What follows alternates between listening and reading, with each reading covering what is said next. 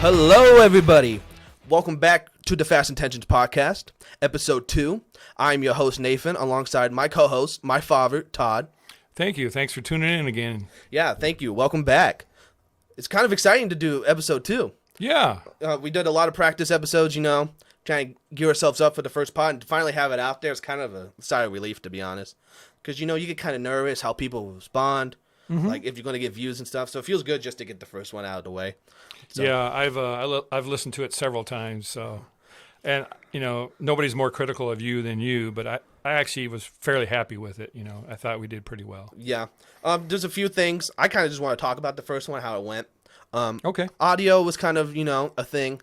Yeah, it was a little echoey at times. Yeah. So we kind of had a 2-mic setup where it was kind of like an open mic, but I would talk kind of loud, so I'd peek in his, and then he would talk kind of quiet, so I had to boost him up. So there's kind of my audio was going through the two of them. But we actually did get some new Rode microphones, so hopefully this will fix the audio issue.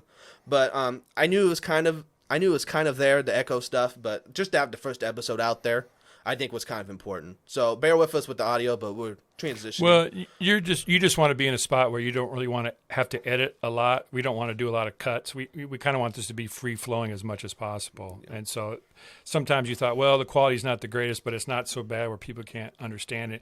And it didn't last for a long period. It just kind of zipped in and zipped out. So yeah, exactly. And then we didn't invest a whole lot of money in it right away. So we'll get better equipment as it goes on if we get more comfortable doing it, of course. The intention is the fast intention is to do this for a while. So very good. So branding. Yeah, and then the other thing you probably noticed this too are little.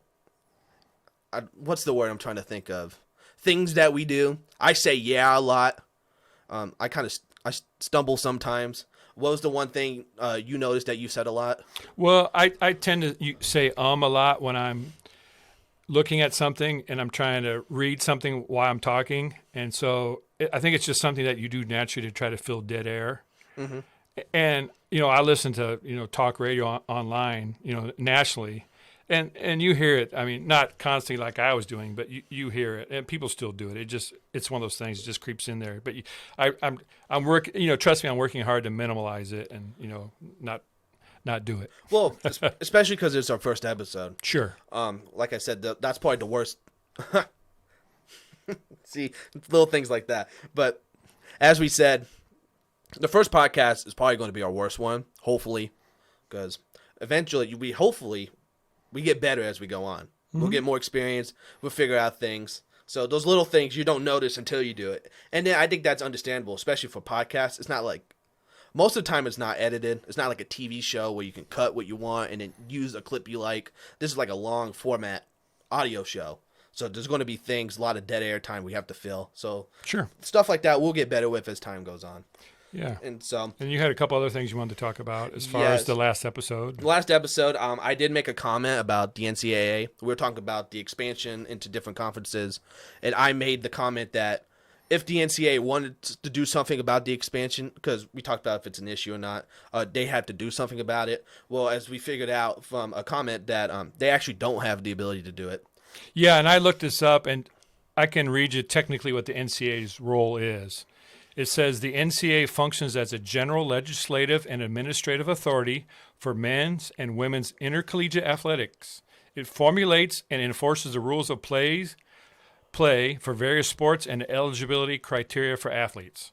So that's their basic, what do you want to call it? Mission statement. Mission statement. Thank you. There's nothing in there about expansion or anything like that. So, yeah. And so kind of to the point of where we want this podcast to go to, we want this to be more of a reactionary podcast where we're not just telling you the news. It's more we're giving our opinion on the news and how a normal fan would see it. So we're not here to give you breaking news, but at the same time, we obviously want to make sure we get our facts right. Yeah. And I had another correction. When we were discussing directional schools, I gave examples. Well, the examples I gave were right, but the FBS schools technically aren't classified as directional schools. That's the FCS and below, like Eastern Michigan, Northern Illinois.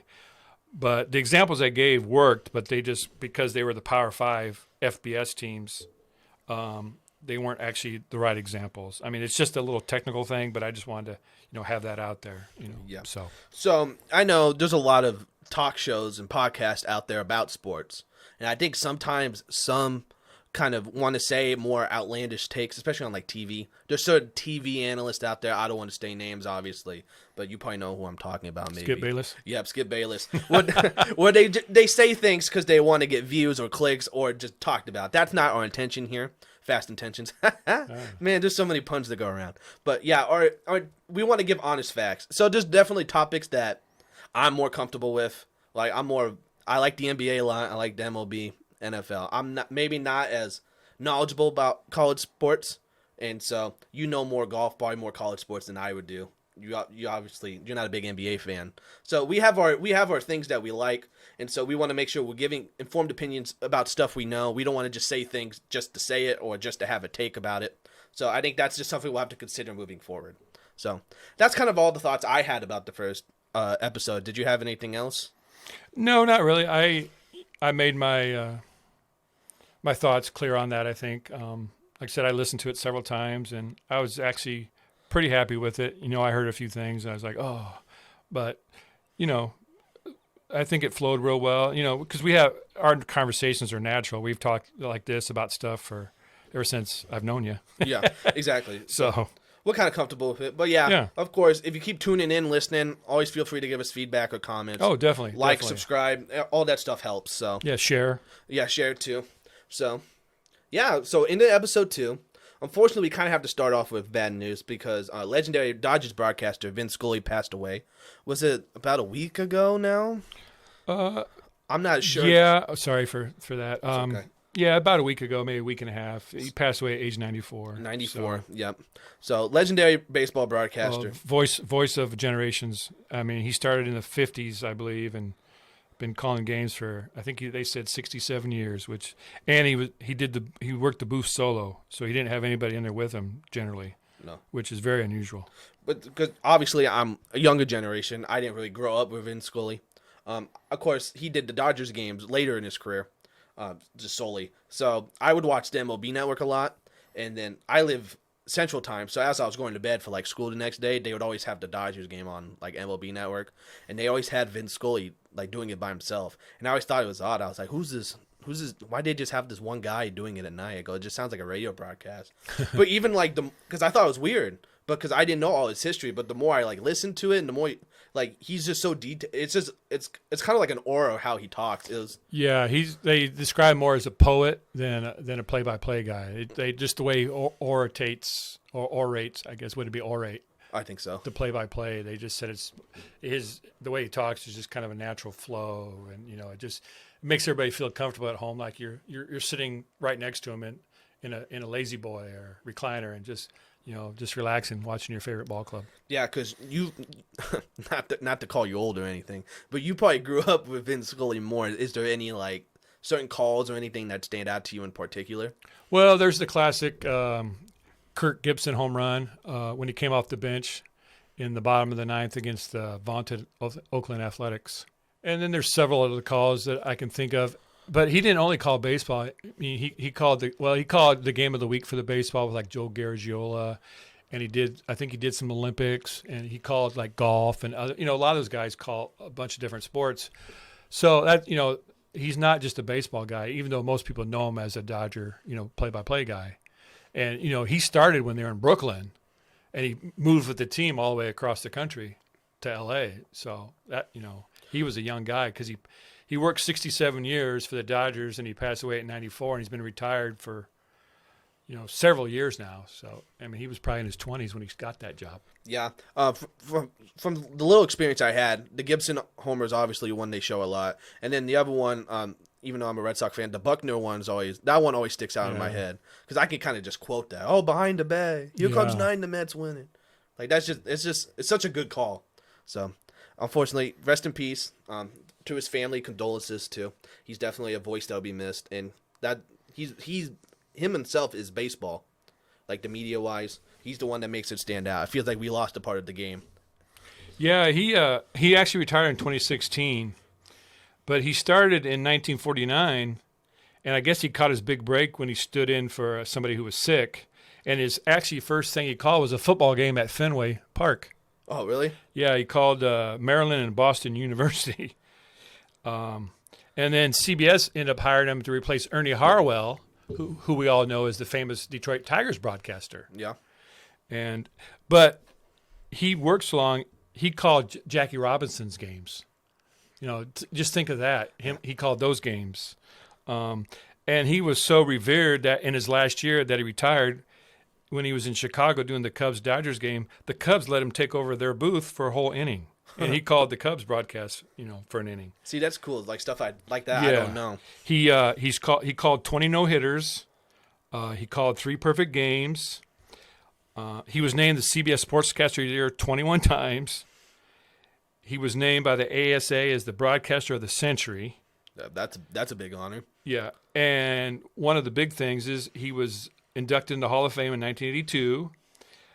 Apparently, he has a star on the Hollywood Walk of Fame. He was given the Presidential Medal of Freedom from President Obama. And maybe the biggest honor is Dodger Stadium is located at 100 Vince Scully Avenue.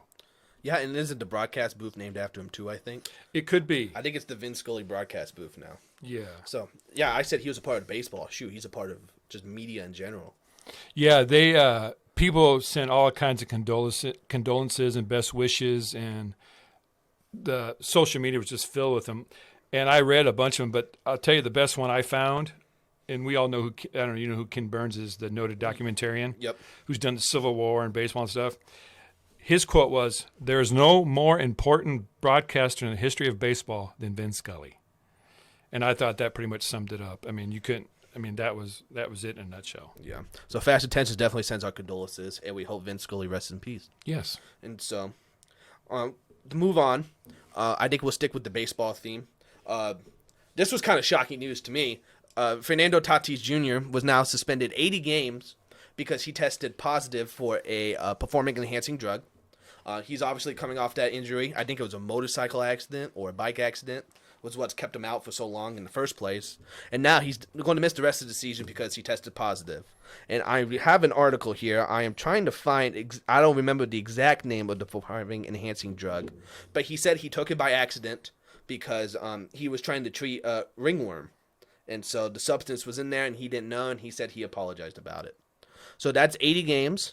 So that's going to be the last 48 of this year, and then it's going to be, what's the math? The first 32 of the following year.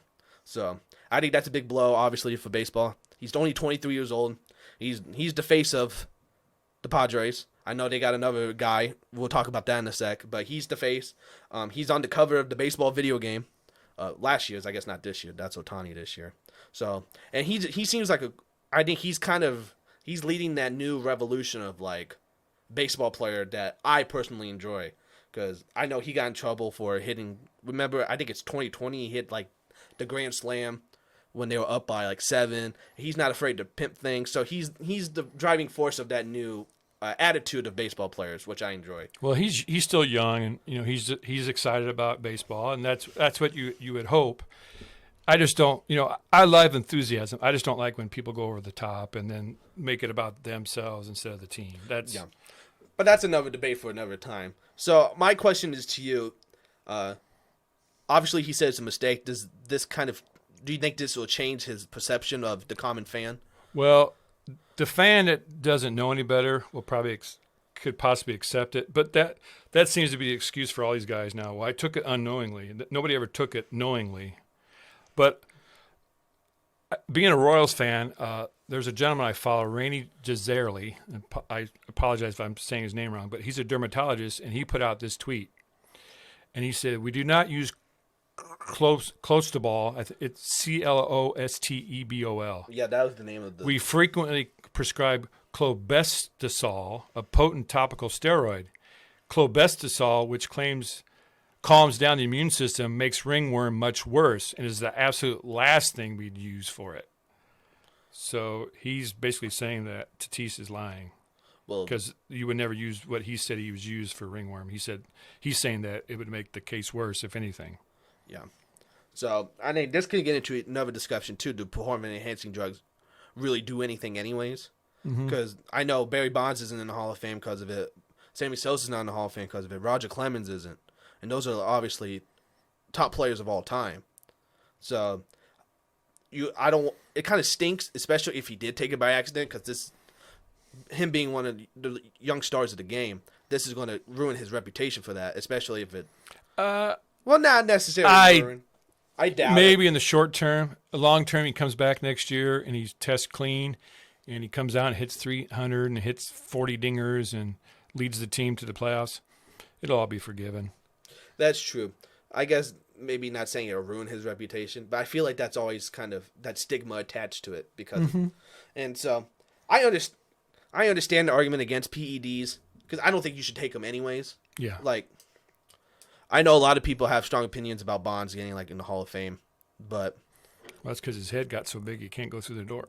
Oh yeah, because he did have a Hall of Fame career before he took PEDs, but at that point, why do you need to take it?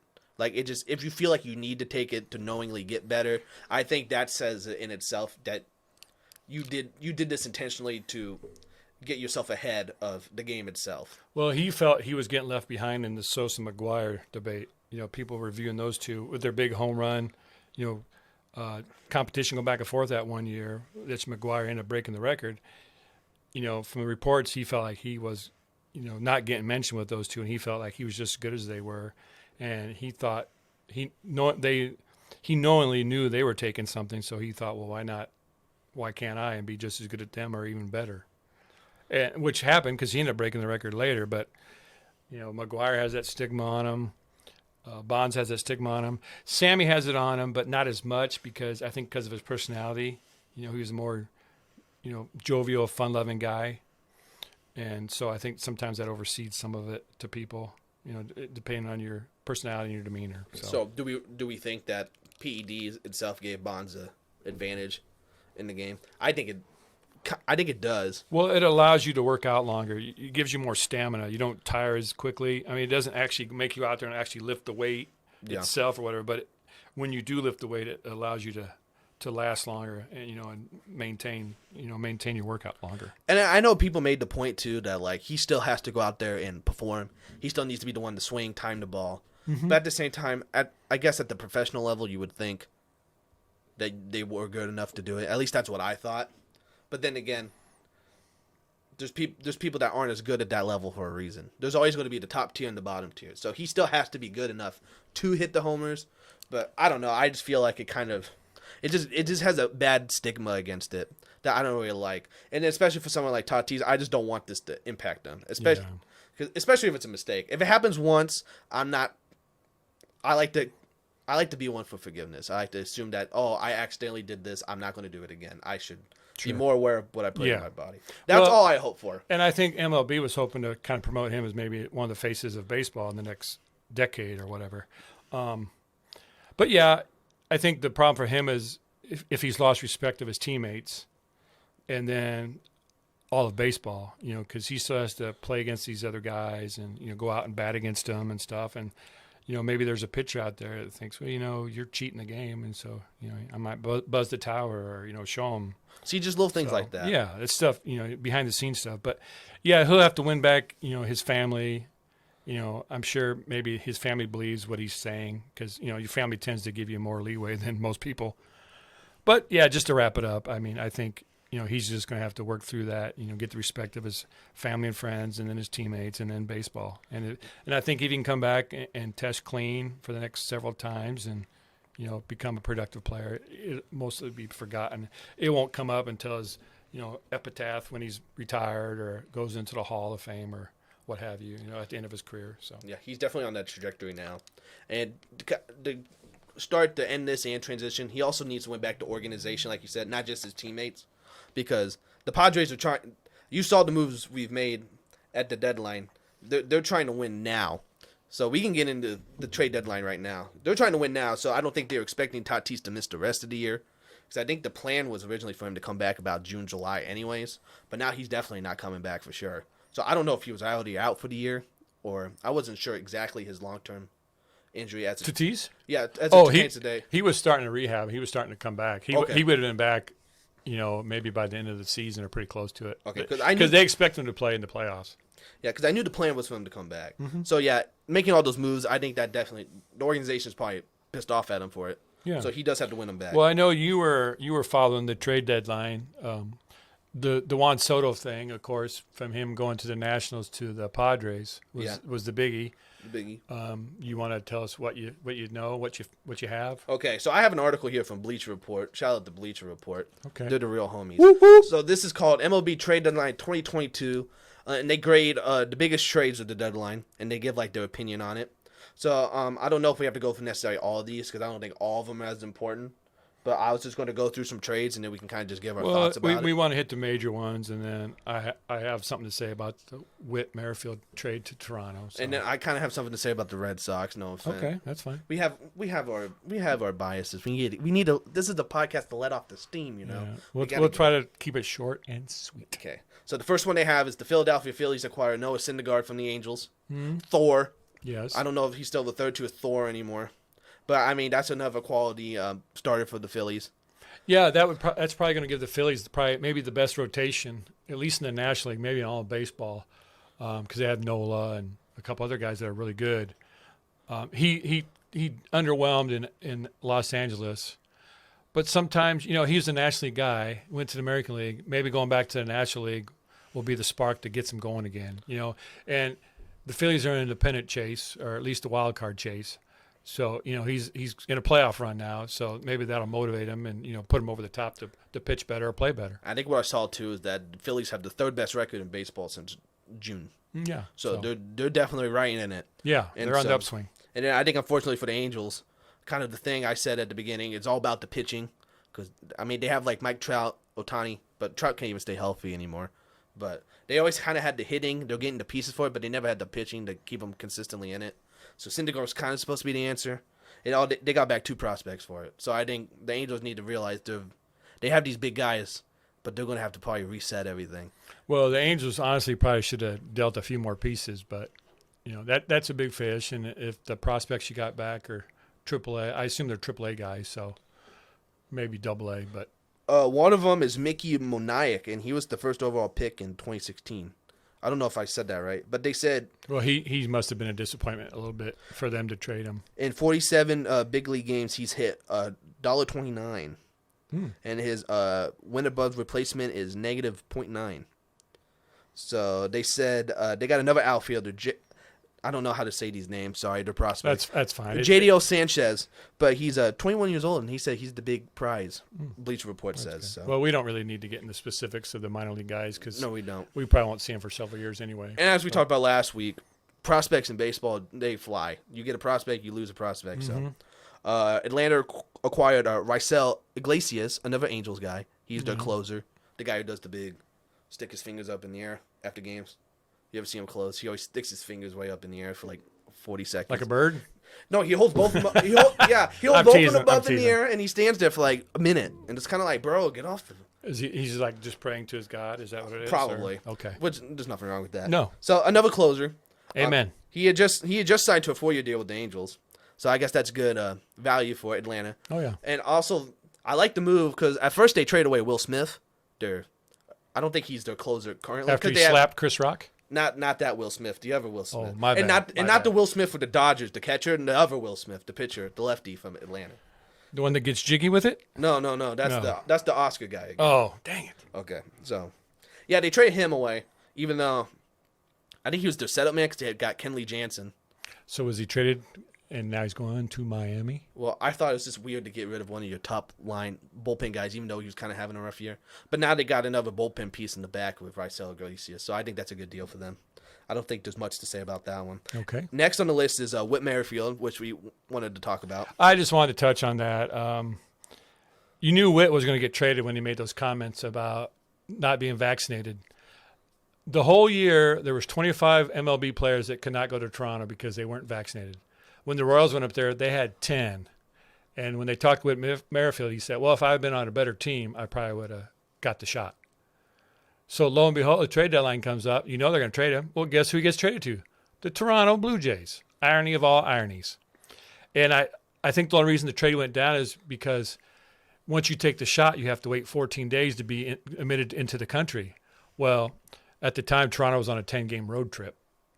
So I think that's the only reason that trade went down. Otherwise, I think he could have still been a Royal or maybe got shipped off to somebody else. Well, do you want him as a Royal? What do you think about the trade in general? Witt came up through the system. He toiled a long time in the minors to get to Kansas City. And he's just a ball player. He's just a ball player. He goes up, he battles every at bat. He's a smart guy. He's intelligent, doesn't make a lot of errors. He's a good base runner. He's just good at everything. But you just can't say that. And the management was disappointed. Dayton Moore came out and said he was disgusted with what he said. And you just knew they couldn't keep him on the team. It just they had to get rid of him. Okay, and then even regardless of like your stance on vaccines and stuff like that, it's just kind of it's a crummy thing to say about your organization. Well, my organization's not good enough anyways for me to get this shot anyway. It's like, why would I even do it? It's just like what's the phrasing? It's like an offhanded comment. Or like a backhanded comment, like, but not like directly offhand. It's kind of what I was trying to say. Well, the best quote I heard is they said he wasn't willing to take the shot for a team he's been with for 7 or 8 years, but he's willing to take a shot for a team he hasn't even played for yet. Yeah, and it's just in wild. I mean, playing in the wild card more than probably what Kansas City is going to do. No offense, but yeah, I just think he kind of turned himself into that trade as soon as he said that, because the Royals aren't going to win anything. If you don't want to be here, if you don't think getting the vaccine's important enough with us, we'll just send you out. We don't need you.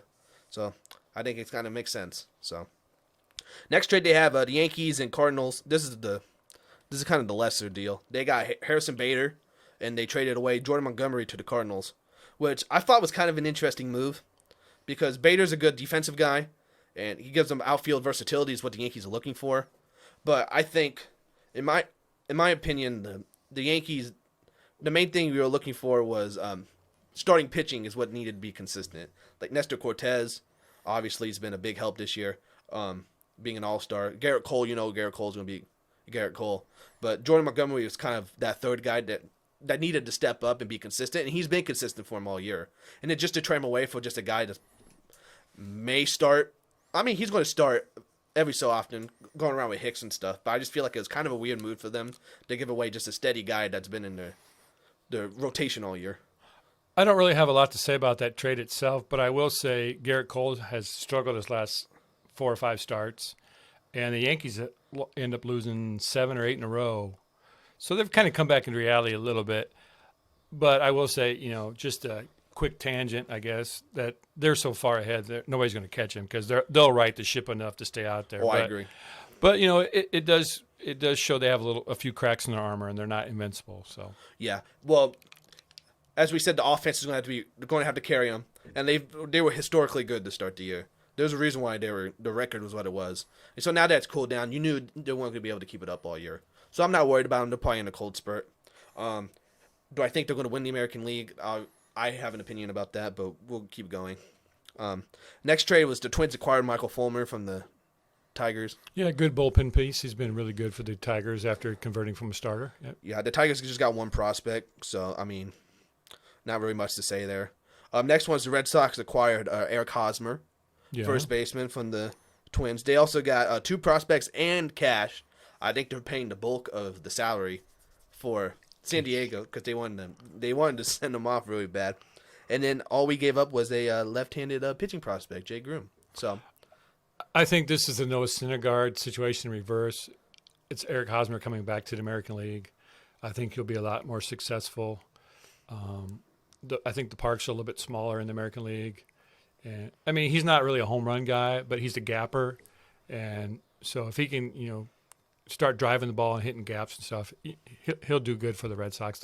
They'll love him there. And he can go opposite field, so he'll be banging a bunch of stuff off the Green Monster out there. Okay, so I have stuff to say about the Red Sox trade deadline in general because the direction they're going in, I have no idea. But for this specific... I will give you the floor. Well, I'm not going to go into it until we get further in. But for this specific trade, they're paying the bulk of Hosmer's contract. We get 2 prospects in return, and we give up 1 for a guy that can play first base. Although he wasn't probably worth the money San Diego paid him, he never lived up to that contract. Well, just real quick, he was supposed to be part of the Juan Soto deal. Yes. And he exercised his no-trade clause. He didn't want to go to Washington. And so then they shipped him out to Boston because they had picked up Luke Voigt in their trade, and they didn't have a spot for him. Was that a pun too? Shipping up to Boston, like the song?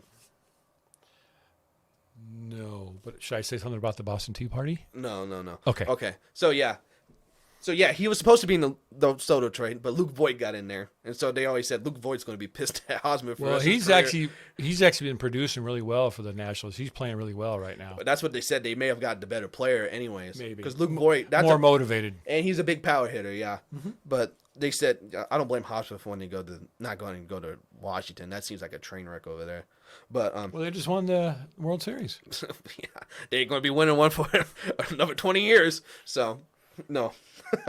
But Hosmer, he's hitting 289. He's a good contact guy. He has a decent glove. And compared to what Boston had, Franchi Cordero and Bobby Dahlbeck, who hasn't really turned into nothing, what we thought he'd be, that's a pretty good trade for us. A guy who could just come in and start every day. Well, that's a Franchi Cordero mentioned in 2 straight podcasts. I know, Jesus. I think Hosmer is also a strong clubhouse presence. Yes. He was a big presence for the Royals when they won the series. Yeah. So if it was just that move, I would like the trade deadline, but we'll keep going. This next move, this one isn't really worth talking about, I don't think. Padres acquired Brandon Drury from the Reds. Is that the one you don't want to talk about? No, we're going to talk about. So I only want to mention it because he had that big grand slam for him, like his first game in San Diego. I did see that. So he's producing already. So good for Brandon Drury. Minnesota Twins, they acquired a right-handed pitcher from the Reds. Tyler Maul, I think is how you say his name. I'm not sure. Just another starter for them. I think you can't say anything wrong with that. Pitch well for Cincinnati. Yeah, Phillies acquired David Robertson, who had a comeback as a relief guy for the Cubs. Had a really good year, and that's just another guy to round out. He actually has the arsenal to be a closer. You know, maybe not long term, but if they need to plug him in there for several weeks, he can do it. Yeah, and they even mentioned Philly's bullpen is allowable enough to make you cringe because it's been that shaky over the year. So just having a steady guy back there, I think that's a good deal for them. And the Cubs got a prospect for him. Cool. J.D. Davis and Darren Ruff switched from the Giants and the Mets. Do you have much to say about that?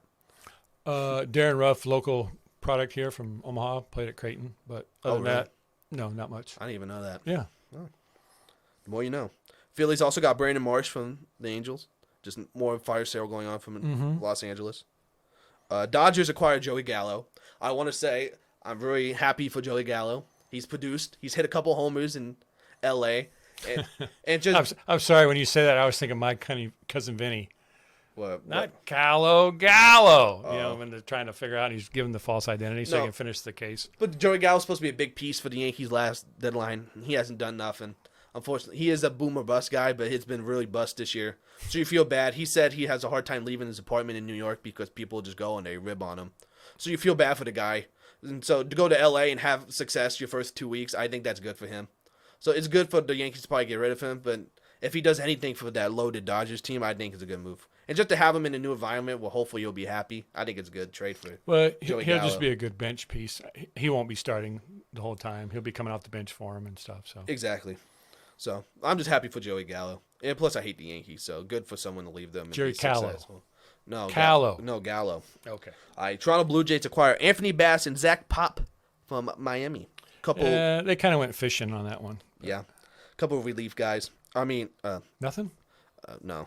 Oh. Right-handed pitchers. Okay, the Padres acquire Juan Soto and Josh Bell. This is the big one. This is the big one. I thought we might lead with this one. No, we didn't. It's just, well, I'm just going. It's the build-up. It's the article, yeah. So that 14-year, $450 million, whatever it was. Woo. Juan Soto said, "Washington sucks. I do not want to be here anymore." I don't know if those were the exact words, but if you're turning down that much money, chances are he probably didn't want to play for the organization anymore. Especially because they're a year, like 2 years after winning the World Series, they're already kind of in a rebuild phase. I think you mentioned something about the length of a contract last episode. Yes. And you only go back to Albert Pujols when he signed that 10, 12-year deal, and the last 4 years of it, he just wasn't the same person. Oh, I also did want to shout out Albert Pujols because he hit 2 home runs today, and I think he's at 689 now, career homers.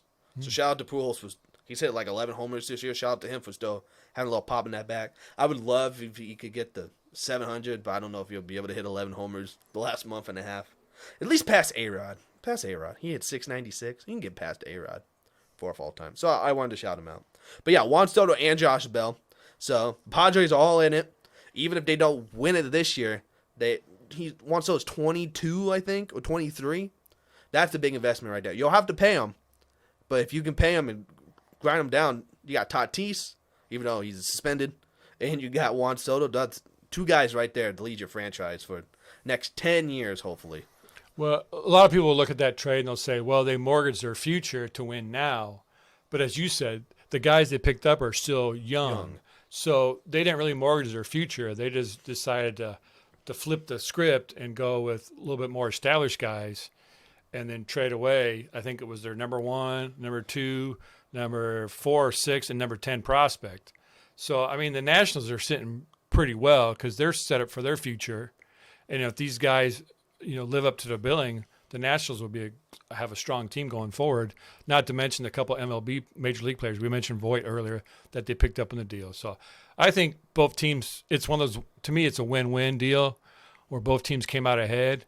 But the Padres took it in the short just in salary because they're going to be paying him a lot of money. And they're going to probably be, I would assume they're going to be going over the luxury tax probably the next year or two. Yeah, I'm not a cap guy. I don't know how all that works. But we've seen it the last few years. I feel like I've said that phrase like 5 times now. But they trade away a lot of people for Blake Snell. They've been trading away a lot of prospects because they want to win now. They haven't been able to do it, but they got guys like they got the pieces now to win. I don't know if it's going to be this year because they're like 17 games out of first place now, so they can still get the wild card and do some things in the playoffs. But even then, they're set up for their future. And then, like I said in Washington's case, if you get 14 years, $450 million, and the main guy, the face of your franchise, turns it down, you can't really do anything as an organization standpoint. Yeah. Even though I followed Jonathan Papelbon on Twitter. He talks about how he played for the Nationals for a few years. He says the worst organization ever. He hates the organization. So I don't know if the organization's really bad. That's why he didn't want to sign. This is all speculation. I don't know. But from what I can see, if he turns it down, the Nationals can't do anything. They got a bunch of prospects for him. It's a win-win. I agree with you. Twins acquire Jorge Lopez, closer for Baltimore, all-star this year. Which was a little bit surprising because the Orioles were making a little bit of a run there, and you thought they might try to go for it. But I guess they've decided that their future is more important than now. Yes. I'm trying to find the exact Trey Mancini trade because he traded them to the Astros for a couple prospects too. And I understand Baltimore's probably not going to win it this year. The plan was for them to keep rebuilding. But they're in the playoffs right now. They've had the most fans, most following they've probably had in since 2014 when they made the ALCS that one year. Yeah, and Trey Mancini was kind of the face of the organization after his cancer battle and all that. People were were just happy to root for him and see him there. So it was kind of a blow to the fans to see him go. Exactly. The cancer thing, face of the franchise. Fans loved him. Mancini even said he wanted to be there in Baltimore for when they turn it around. And then just to trade him, even when they're in the playoffs, I think it's just... I get that you have to rebuild, but there comes a point, too, as like a fan, that you just want to see the team compete and have fun. And I think with Mancini and Jorge Lopez, they were doing that. Even if they get to the playoffs and they have a little bit of success, maybe make it to like I guess that would be the divisional, because they have the wild card round now. If you make it to like the divisional, maybe they get out of that series. That's just a good year for Baltimore, way past expectations. They've already surpassed expectations. Yeah, exactly. Right now. Manager of the year already, Brandon Hyde. So I think it's a bad move. I get it long term. Those prospects, maybe it'll do something for them, but I think Baltimore should have just kept it and kept going. I don't think it makes sense to me. Do you agree with my assessment, or? I think I did earlier. Okay. I agree with you. I thought, if I didn't make that clear, I thought they should have just kept going with what they had. I mean, if the pieces they got for Mancini were what they felt were like building blocks, then yeah, you make that deal. But like I said, you're trading away the face of your franchise, and what's that worth to you? Well, apparently not much. Yeah, a couple prospects. Yeah. I think we had that conversation too. You got to rebuild, but eventually you need to have a cornerstone or something there. If you keep building one up, or you keep building an all-star and then just trading them away, you're just going to keep going through that same perpetual loop. Yeah, it's a tough, because what you say is true, but also you want to be careful of overvaluing your players. if you think they're worth more than other teams do, then, You're kind of screwed. yeah. But I can understand back then when they still sucked, and then you have to trade them away. But the fact that they're actually doing something this year, I think this is the time to stay put and compete for it. And they've actually kind of fell back a little bit since the trade deadline, so maybe that shows the effects of the trade. I don't know. Well, I think as of now they have the third wild card. I think they may have passed Tampa Bay. Yeah, but they were below 500 now. That I thought I saw. I thought they were above 500. I'm gonna look it up now. Okay. That we're talking about it. They're 4 games above 500. Okay, good. Maybe they'd bounce back a little bit. They're a game and a half away from Tampa Bay. They did pass them for a day. Yeah, the Rays have really been struggling. Well, they have a bunch of injuries too. Yes. So okay, the next one was Atlanta and Houston swapped Will Smith and Jake Odorizzi. We touched We on kind that of a little talked bit. about Yep. it. I think that makes sense for both sides.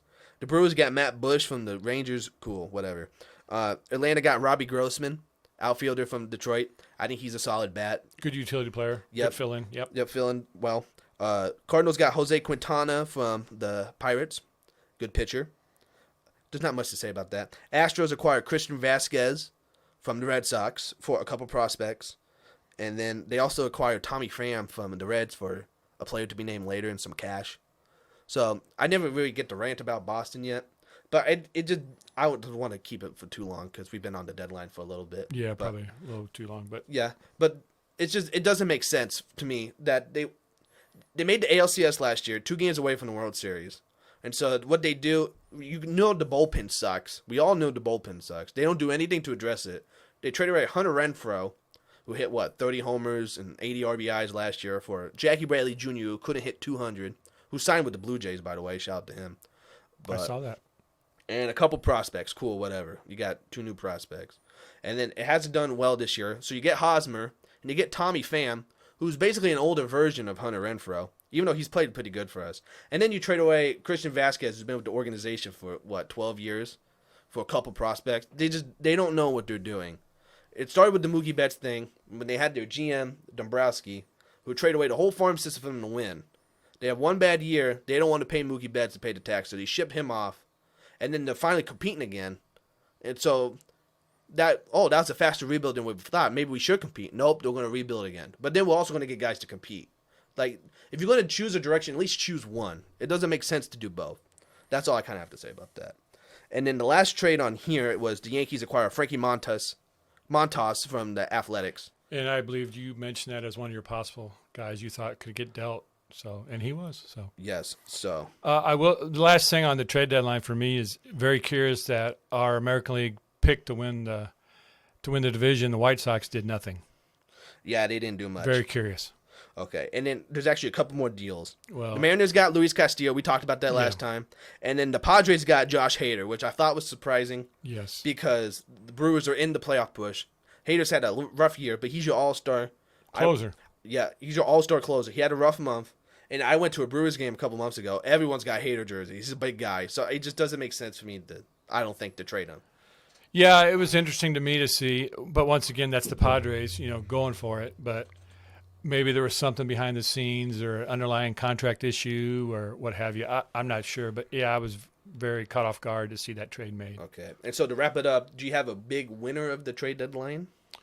Well, just the Padres for the number of moves they made, but the quality of trades they made. Some teams will make a trade, but, one end they're getting an all-star, but the other end, like we talked about, they're getting prospects who aren't going to help them for a couple years down the road. But I feel like the Padres national trade, as I said, worked out for both teams. But the Padres were the big winners in the MLB trade deadline. I don't think you can debate that. Okay. I think the Padres are the big winner, but I also do want to shout out the Yankees because I think they did do a good trade deadline. They got Frankie Montas. That's another pitcher, all-star, to go in that rotation. Like we said, they need pitching. That's why the Montgomery thing didn't make sense to me. Because then they also got Andrew Benintendi we didn't talk about. We mentioned that last pad. Did we mention Yes, it? Okay. Yep. Well, he's a versatile left fielder. That's your versatile guy right there. So I don't know why they had to trade away a quality starter for Bader. So that move doesn't make sense. That's why I'd give the edge to the Padres. And then the losers, I still think it's Baltimore. Even though their future looks good, but I don't think you should have gave up your franchise guy. Well, not even your franchise guy because he's older, but your face currently. A guy who's loyal. Okay. So that's enough baseball talk probably for now. It's not way too long. People care about the trade deadline. Okay. It's important. Okay. Did you have something in the NFL, or I know we saw a couple stories. Did you see the Broncos got a new team owner? I saw something about a new team owner, a new team owner. Yeah, it's Rob Walton of Walmart fame, and he's part of the Walton Penner Group. And he bought the team from Pat Bowlen, and he was quoted as saying, "In part, we will strive to make the Denver Broncos the best team to cheer for, play for, and work for in all of sports." Oh yeah. So it made me think maybe he'll bring John Elway back as a door greeter and let people into the stadium. Oh yeah. So Was that just a setup for that? no, that was just maybe, I don't know. But the NFL owners approved the sale, $4.65 billion. A lot of money. Yeah, and it'll mark like I said, mark the end of the Bowlen era that he established in Denver, and it established the all-time high price paid for any sports franchise. And no offense to our Bronco fans out there, but I don't think they're worth more than many other teams in the NFL. But it's what the market bears, and the next team that gets sold will set the record then. So, did you have anything on the Broncos or Not really. the ownership change? I mean, It's generally doesn't happen very often. You don't see a lot of NFL teams getting sold, but it's a lot of money. That's what I mostly have to say. well, Pat Bowlen's been around for a while, and maybe his family just didn't want to take over, or take responsibility because the team usually gets passed down to the children or the wife or what have you, and maybe they just didn't want anything to do with it. So I guess I would kind of go against your point too. I think the Broncos are a pretty established franchise. well, yeah, they're established. I wouldn't say, obviously, the Cowboys, the Packers, the Steelers, the 49ers probably. Those are teams above them. But, I mean, kind of like But yeah, top 10. It's just the market, Yeah. You can't pay what the last guy paid. You got to pay more because the value constantly going up. Well, if anything, that just makes the Cowboys more. He should have bought him before they got Valuable. Russell Wilson. They'd probably been a lot cheaper. That's true. Broncos are going to be good this year. Yeah. Okay. Yeah, not much there, in my opinion-wise. Man, the Broncos got a new owner. Cool. Well, I thought it was worth mentioning because of the record, the 4.65 million record sales. The Dolphins got in trouble for tampering. The NFL determined after a 6-month investigation they had tampered with Tom Brady and Sean Payton because apparently those two were under contract while the Dolphins talked to them. So the NFL ended up stripping Miami of their 2023 first-round pick and a future later-round selection. And then team president Steve Ross has been fined $1.5 million and suspended from all team functions until October 15th. And his vice chair, Bruce Beal, I believe is his name, was fined $500,000 as well as suspended from some team functions. Apparently, the investigation found they had twice talked to Brady, the most recent in 2021, in regards to the possibility of him joining as a partner and executive of the team. As for when they talked to Sean Payton, he was still under contract with the Saints, and they failed to get the Saints' consent to talk to him. Coincidentally, they both are represented by the same agent, Don Yee, excuse me. But the nice thing about the investigation was they found no evidence of the Dolphins throwing games, losing on purpose, which would have been a big firestorm because, next to gambling, throwing games on purpose is just taboo. Yeah. So fortunately, they didn't think there was enough evidence to support that.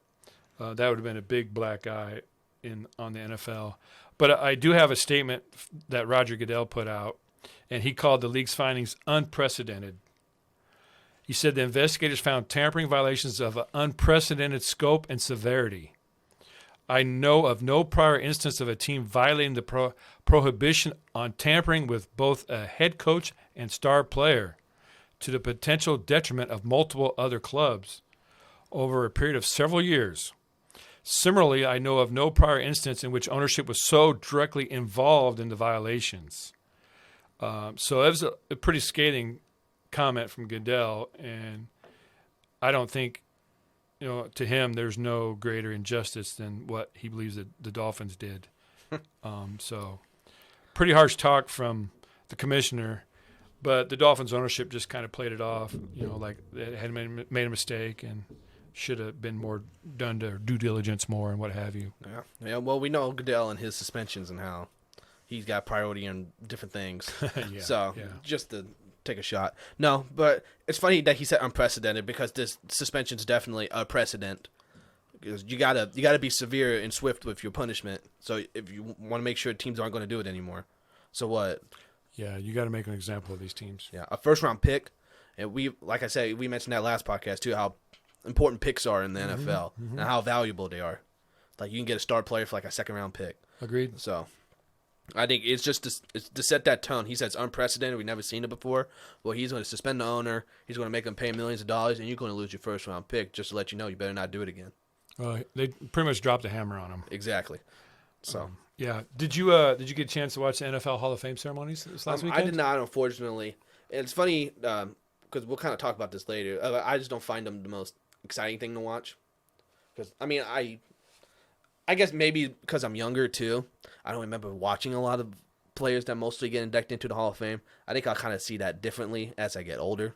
But otherwise, I don't care to watch a speech about a player I've never liked.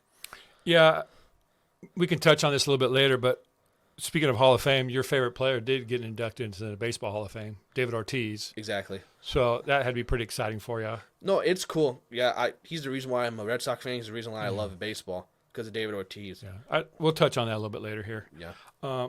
Well, my take is that the Hall of Fame ceremony itself is pretty much overrated. It's nice when they come out, in the NFL and they show the bus and, they look at it and you want to see if it looks like them or not. But then basically the rest of the speech is them standing there thanking a bunch of people that you don't know and never heard of, except maybe the last couple of minutes. And then they have like an emotional, speech to their family or their parents or their wife or kids or whatever. So to me, the big thing about the Hall of Fame, and especially like the NFL Hall of Fame, to me is the knock. They call it the knock or something. Well, what they generally do, for you that don't know, is the finalists they put up in a hotel, and the president of the Hall of Fame goes around and knocks on the doors, and that's the signal to let them know that they've been inducted. And I watched a documentary about it the other day, because it started out because of the pandemic. They couldn't put him in a hotel. He was actually going out to people's houses and greeting them there, which is really cool. But in the hotel setting, you would see him walk up and knock on the door. The door wouldn't open, and you would just hear everybody inside the door cheering and yelling, because they knew what it meant. And so then he would just stand there, and he'd kind of have a big smile. He was a big guy. I can't think of his name. But he'd have a real big smile. And then after a few minutes, somebody would come to the door. And generally, these guys that you view as these big, tough, strong guys, that played in the NFL these years, they're all very emotional, and many are crying and just hugging him and just thanking him and stuff. And it can be emotional, that part. But and then they talk about him, and the analysts talk about him and what they think makes him a Hall of Famer, and their coaches. And then the best part maybe is they show all like the highlights from their career, the big splash plays, the big hits, what have you. But like I said, the ceremony itself is just not too much. It's just thanking people you don't know. I know you attended the Baseball Hall of Fame ceremony once, and from what you told me, it was really hot, and so it was just real uncomfortable. But I did want to touch on the fact that Bryant Young, the defensive lineman from San Francisco, got inducted, and he had a speech, and it was kind of emotional because he had a son who died of cancer at 15 years old, and he kind of told the story of Colby, his son, and it was pretty emotional. Like I said, when you see these big, tough guys, you think of these NFL guys are tough and hard nosed, and to see him break down talking about his son was pretty touching. Mm-hmm. Okay, a couple points to you. David Baker is the name of the guy. David Baker, who did the knocks. Okay, because I was going to bug me that I couldn't figure out who. That dude is like 6'8" and like 300 pounds. That dude is huge. Yeah, that guy who did the knock. I had to figure that out. But I do believe he just recently. I think he retired last year, so it'll be interesting to see who the new knocker is going to be. They said Woodson did some of it this year. Charles did he? Woodson. Oh, okay. So I don't know if he did all of them or just one, or I'm not sure. I just kind of passed that when I looked up Hall of Fame knocker. Yeah, he was in that documentary I watched, and he got real emotional. They had him set up like he was doing an interview talking about the playoffs, and they came out walking behind him, and he turned around, just like, what the? Yeah. So, well, it's funny too because, like I said, I didn't watch the NFL Hall of Fame. I just haven't got around to it. Well, David Ortiz, my favorite baseball player, got inducted. I haven't even watched his speech.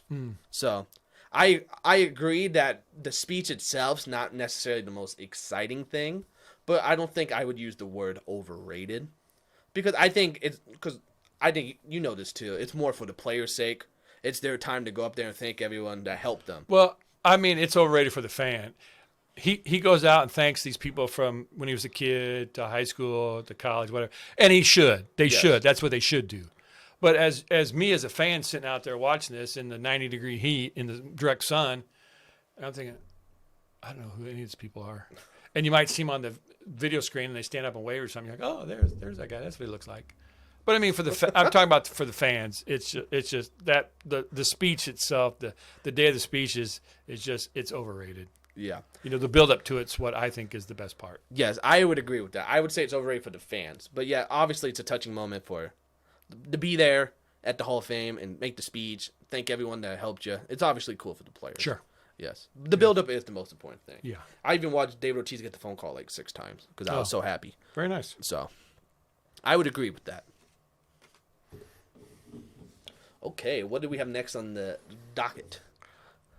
Well, I wanted to talk about this. Have you seen the viral video that was going around from the Little League World Series where the pitcher hit that kid in the head? And at the time, it looked really bad. And you can even hear the umpire, I think he said, "Oh, God," and the kid was writhing around on the ground. Well, on the replay, it wasn't as bad as it appeared to be. So then there's a break in the video. There's different videos. There's the long cut video, but most people are showing the shortcut video because I'm seeing it on Twitter, but I've seen it on Facebook. I've seen it all over social media.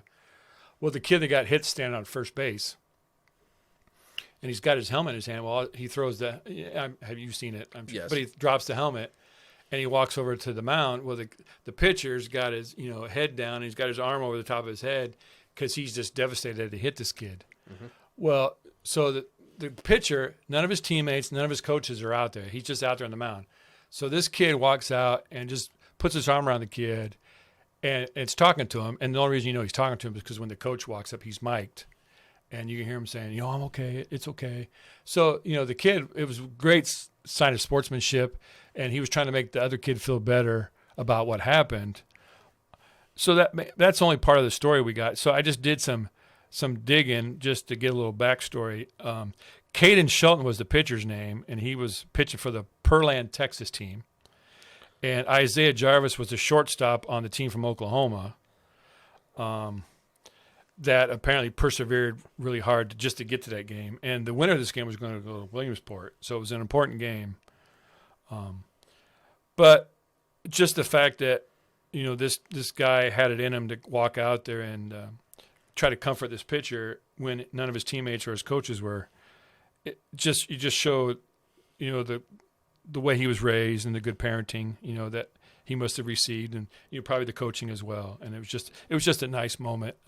And like I said, it's been everywhere. I'm sure most everybody's seen it, but I just wanted to give some props to Caden and Isaiah, for that moment. And I think he did help Caden feel better because Caden tapped him on the shoulder and stuff. So it was a nice moment. And the little leaguers, I mean, they do it the right way. I mean, it's tough. I saw a game yesterday. I saw the highlight where the kid hit the ball down the third base line, and the third base umpire called it foul.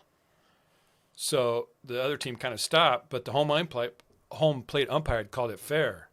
So the other team's guys came around and scored, and they were acting like they won the game. So then the other team's like, well, you called it foul. So they're out there and had to wait for a review, and they had to determine whether or not the fair call was made, why the ball was in play, and they had determined it was. So they allowed the run to score, and that team won. I think that team was from Washington and beat the team. I think it was Oregon. So this team out there in the field saw this umpire call foul ball, so they kind of stopped playing. And the other team just, you could see the coach going, go, go, go, because he must have heard the call or something. Mm-hmm. And so it had to be a tough way for those kids to lose. But yet then they still lined up and shook hands after the fact. But, I mean, that would have been hard, to lose out on a chance to go to Williamsport on something like that. Oh, yeah, I didn't see that one. Yeah. But, yeah, I saw a lot of hoopla about the handshake one, about how... Because I think it's just good sportsmanship. At some point, you got to realize it's just a game. This kid's obviously shooken up about it. And for that kid to go out there and say, it's okay, it's fine. I think that's it's a kind gesture. I think he wanted to let him know that he was fine, personally. Yeah, but I saw a couple tweets about how, like, we don't hand out participation trophies anymore. Or, like, it's about, like, you got to be in whatever. You got to have a certain attitude when you're playing games. I think that's just a bunch of stupidness. So, what's the kid's name? Caden? Shout out to you, man. Yeah. So. Well, Caden was the pitcher, and Isaiah was the one that walked over to him. Shout out to Isaiah. Yeah. Caden, it's okay, man. Stuff happens. Because, when you play sports, you never want to hurt anyone. Sure. So. And that's one thing that hockey does right. At the end of the playoffs, these teams have battled on the ice for 4, 5, 6, 7 games. And then at the end, they line up and shake hands and congratulate each other. They might have some, pin up frustration or whatever. But, I mean, they still do it. It's a nice gesture. And the captain's always the last one, and they greet each other and stuff. And that's the way to do it. I mean. Yeah, stuff like that in the heat in the moment is Yeah. definitely things. Show respect. Yep. Yeah. I would agree. Otherwise, the only other baseball clip I saw, did you see Sky Bolt from the Athletics? The outfielder? No. I think it was the 9th inning or something, but they were showing the defensive alignments. Like, they must have made a change or something. I don't know what it was. But they showed the left fielder. Then they showed Sky Bolt out there in center field. And as they're sitting there showing him, he just vomits on the he vomited on the Oh, you know what? I did see that. And because the guy commented, he goes, they must have known he was going to do it because they kept the camera on him. Yeah, because it just transitioned. And then right when they show him, it's right on the field. You got to feel bad for him. It's embarrassing. But it was kind of crazy how many times did they just show an outfielder like that for substitution? It just happened to be in the moment. Yeah, that's just nerves, or maybe he had some bad nachos or something. Yeah. Otherwise, the only other thing I had about football-wise was the preseason started. Yeah. I don't know about you, but I don't really care about the preseason. Well, preseason itself, the action, no, but it's just good to see football back on my TV. Yeah, the fact that it's going to be here in like 3 weeks. Yeah, it's coming quick. So that's true. There isn't much on my end I had to say. The only thing I saw was that they had a photo of the Colts lineman, and like one of their last name was French, and then one of their last name was Freeze, so it looked like it said French fries. So that was one of the only things I saw about the football. On my Packers end, Jordan Love played. He looked all right. He looked confident throwing the ball. I know Kenny Pickett started for. Well, he didn't start. Trubisky started, and Pickett came in and played pretty well. But he threw the game-winning touchdown against a 4-string DB, maybe. But still, it's good to see. But yeah, he threw to George Pickens, who looks real good. One guy said he thought he was the best receiver prospect coming out of the draft. But I mean, everybody has those opinions. Yeah. But it'll be interesting. I have no idea. I assume Trubisky's going to start the season because of the investment they made in him. But we'll see. I mean, that's something we can visit farther down the road. Yeah. And then on the Packers, Romeo Doubs looks very good. I have no idea. A receiver from Nevada, 4th-round pick. He looks very good. Well, thank you. You guys all write that down out there. Yes, he'll be a fantasy sleeper, by the way. Fantasy sleeper. I'm sleeping right now listening to you talk about it. So yeah, not much preseason football. I don't care for the fake games. I'm not gonna watch spring training, NBA preseason, NHL probably has a preseason. I don't know, but I ain't gonna watch any of it. Yeah. I'm gonna take here for a sec. We want to do a follow up. We talked about the live golf situation last week a little bit. Actually, it was our lead conversation. But apparently, Phil Mickelson and Bryson DeChambeau led a group of golfers that wanted to sue the PGA Tour to still be eligible to play in the FedEx, which is like their playoff, and you earn FedEx points and you can play in all the PGA sanctioned tournaments. But Tuesday, a ruling came down, and the judge ruled that live golfers will not be able to compete in the FedEx Cup playoffs. And the PGA was pretty excited about that. It was a big win for them, and they've been pretty adamant about the live golfers leaving. If they want to leave, that's their choice, but don't try to come back and play both events. And I don't know, many people know Davis Love III. But he had some harsh words himself. He said, if the live guys play in the U.S. Open, we're not playing. If they sue in court and they win, well, we're not playing. there won't be a U.S. Open. It's just like a baseball strike. So I don't know if Davis Love is speaking on his own behalf, or maybe he's talked with other people and he's, speaking for the PGA. I'm sure the PGA Tour himself would say, yeah, but I mean, they can't actually say that. But so right now, the Live Golf is on their side and the PGA guys are on their side. It's going to end up in court, some more. That's just the way it's destined to go, unfortunately. But that's how some of these things end up. But it was kind of funny on a side note. Cameron Smith, the Australian star who won the Open this year, he's decided to join Live after all this came down. So another big name's moving on for the money. And so that's the update as far as Live Golf. And, stay tuned. We won't focus on it a lot. If there's big happenings or another court decision come down, we'll mention it. But when we were closing the pod last week, we had mentioned that we had got late word that Bill Russell had passed away, the great Celtics legend. I know you want to say something about that. I would just say he's the winningest winner of all time. There's nobody more successful in winner-take-all games. I believe he had 21 win-or-go-home games, and I think the stat was he won all 21. So, he didn't always put up the stats, offensively, but what he did on defense was, control the other team around the boards and the basket and intimidate them. So, though he might not have scored those points, he kept the other team from scoring those points. So, that's my take. You have more, I think, something about his jersey? Yeah, so the news is it's going to be they're going to retire number 6, his number, all around the league. So no one after the people who are wearing 6 currently will ever be able to wear the number again. So kind of like how Jackie Robinson in baseball, they retired 42. And I believe in hockey, they retired 99 for Wayne Gretzky, right? No one can wear 99 again. Yeah.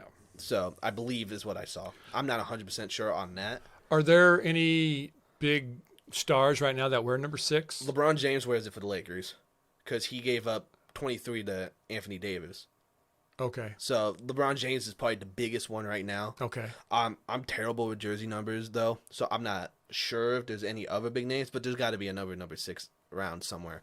So LeBron James is the big one. Okay. But I don't. I'm sure he'll have no problem giving that up. I know he respects Bill Russell and all his accomplishments. Well, I don't know necessarily what the rule is. Like they had a term for it. Oh, he can maybe be grandfathered in since he's already had it. He can keep it. Yeah. So whoever's wearing 6 now can keep wearing it until they're. But they retired. can't. It can't be reissued. Is what you're saying now. So yeah, when they're done, they can't be reissue it. It's done. But yeah, LeBron James is allowed to wear 6 until he decides to hang it up. Okay. Or whoever else is wearing 6. And so I think out of all the people to do it, Bill Russell is definitely the one to retire his number. The winningest player of all time, like you said, he's probably the first big face of the NBA. I would say, back in the '60s, definitely, because they won. He won 11 titles. 11 rings, 9 as a player, 2 as a coach, I believe, if I'm correct about that. And so he's a civil rights icon. He seems like a wonderful person. Every time they show interview clips of him, and he had the most infectious laugh. Like when you'd watch clips of it, people love Bill Russell. He had that really loud one. So he just seemed like a great guy. Still very prominent. The final MVP is named after him. He would still be, when they had those crappy NBA award shows, he'd always be there. Everyone always said something nice about Bill Russell. Had a lot of impact on younger players. Yeah, I've seen countless photos of him with Shaq or talking to Kevin Garnett or with Michael or all the big centers of the day. But yeah, he really put himself out there. Spent time with these younger stars and. I don't know what his message was, but probably just told him how to, respect the game and play it the right way, and that kind of stuff. Especially for someone like Bill Russell who experienced a lot of racism. Yes. I know Boston gets the rap for being a racist city. Obviously, I've personally don't live there or have played there, so I don't know necessarily. But they said Bill Russell's house got vandalized multiple times. They would spray paint his house. That's obviously awful. Racial terms like that. Yeah. They would cheer for him on games, and he said he'd get booed afterwards by fans, Boston or out. So he's a civil rights activist in many ways. He got the Presidential Medal of Freedom as well. I don't know which president gave it to him. It could have been Obama or earlier, because I know it wasn't Donald Trump or anything. It wasn't Taft, was it? No, I don't think. I think okay. Bill Russell was after Taft. So yeah, he's a great dude. I think if there's anyone to do it, like I said, he's kind of the first star, the first face because there's obviously good players that played in the 60s. Sure. But he was the one that won consistently at a high level. Like Well, Michael Jordan did it, LeBron did it. Bill Russell was the first. Like I said, all-time winningest winner. He's, definition of winner. You look up winner in the dictionary, which is a stupid quote, but I'm going to say it. You look up winner in the dictionary, it should be a picture of Bill Russell right there. Yep, and everything I read, everyone says how wonderful of a person he was. Yeah. So Well, that's nice that he overcame all that stuff, like you said, that he had to deal with, and still was a good person, despite it all. exactly. So, last thing on the updates, they don't know a release date, but the Choco Taco is coming back. It's been confirmed. So We saved the important news for you last. Choco Taco lovers, rejoice. Yeah, that's the best follow up we had. We should have did that before the live golf stuff. Well, yeah. So, But, we had to get all that trade deadline stuff in there. hey, the trade deadline is very important. We talked about it. Are my eyes still crossed? Oh, the Yankee fans wanted to hear us talk about Frankie Montas at the end, and we did. So we got a lot of stuff out of the way. I don't know what you're talking about. This was a great podcast. It was awesome. Yes. Okay, we since this is our second podcast, we'd like to introduce a new segment. Listener comments. We got one this week. Hey, let's go. One. So we heard from Lisa, and she said, "So I'm listening to you guys. It's entertaining. My only constructive criticism is," and she the ums. "Otherwise, you guys are easy to understand." Well, thanks, Lisa, for commenting. And as we talked about at the beginning of the show, it's the ums are something I'm working on, and I feel like I did pretty good today. I'll have to go back and re-listen, but hopefully you'll give us time. You'll enjoy the show, and as Nathan said earlier, we'll improve. The old adage is the most improvement for a team is between its first and second games. Well, hopefully that's the same as with podcasts. Yeah. Even doing this right now, I've noticed, I said that phrase a lot. Oh, I said that phrase a lot. Or I kind of stuttered my words there. It'll come with time, hopefully. Yeah, hopefully you guys will stick with us and, give us time. And I hope you enjoy this. And we appreciate you tuning in. Feel free to send us constructive criticism. Nathan, what's the Twitter handles? Yeah, so it's going to be at FIntentionspod on Twitter. So, yeah, feel free to follow us on Twitter. Or if you see us on the YouTube, make sure to like, comment, subscribe, give us any feedback. Share. Yep, share. We're more than happy to, because we want to know what we're doing well and what you guys would like to see improve. Because after all, this is all about you guys. We're doing it because we want you guys to enjoy it and have a good experience. Well, we're having fun doing it, and we hope that you guys pick up on that and enjoy it. Now, a side note, we're going to actually record an episode next week. Because in 2 weeks we both have our fantasy football drafts. We have two on the same day, and we're in the same league. So we're gonna record our fantasy football spectacular. I don't know how spectacular it'll be, but that's what we're gonna call it for now. So that'll come out next week. So if you have any questions about fantasy football, or we're not experts by any means. I've been playing since 1993. I started my own league in 93, and I've been playing for, I believe it's 30 years now. I've been in several other leagues. I've won several times, but as many of you know who play, the best team doesn't always win, and that's been me a couple times where I got eliminated in the first round by the lowest seed. But Oh, sorry. But, yeah, if you have any questions, just want our opinion or idea about something, feel free to send us a tweet or whatever.